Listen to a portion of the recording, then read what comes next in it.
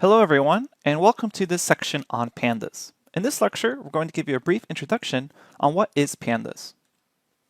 So in this overall section of the course, we're going to discuss in this lecture why we use pandas and what it actually is, and then we'll have a series of lectures that go through the specifics of operating pandas. That includes topics such as pandas series and data frames, how to deal with missing data, how to perform group by methods, a variety of useful panda operations, and then we'll end the section with a set of exercise questions, and then we'll go over the solutions for them. So let's begin by discussing quickly what is pandas. So pandas doesn't actually stand for a panda bear. It derives its name from panel data. And really, it's the most popular library for data handling for Python, and it's built directly off of NumPy, which is why we covered NumPy first. In fact, you'll see a lot of similarities when using pandas after already learning NumPy. Since we're going to be working with data continuously in this course, we're going to be using pandas to read in our data, clean the data, and even perform feature engineering with pandas. These are things we need to actually perform before we even import TensorFlow. So it's a really great library to learn, and it's going to be useful across many aspects of a data analysis procedure. Now, pandas relies on some core data structures for its operations, which we're going to learn about in the next series of lectures. The first one is the actual pandas series. And this is essentially a NumPy data array with the addition of a named index. And we'll later on see why that is really useful for real-world data. Then we'll expand this to the really core structure of pandas, which is the data frame. And this is essentially a data matrix that has both labeled indices, or a labeled index, and labeled columns. So we're going to be exploring these throughout this section of the course.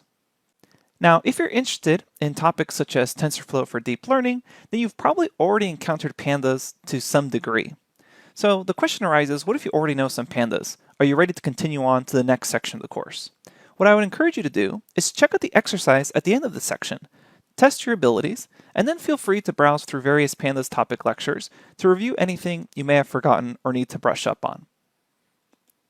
Now, before we continue on, I would actually highly recommend you check out the fantastic documentation at pandas.pydata.org/pandas-docs/stable. In fact, let's quickly explore it because I think Pandas has some of the best online documentation for any Python library. Alright, so here I am at the official documentation for Pandas, and this is a resource that I highly recommend that you check out throughout this section of the course and throughout the general course.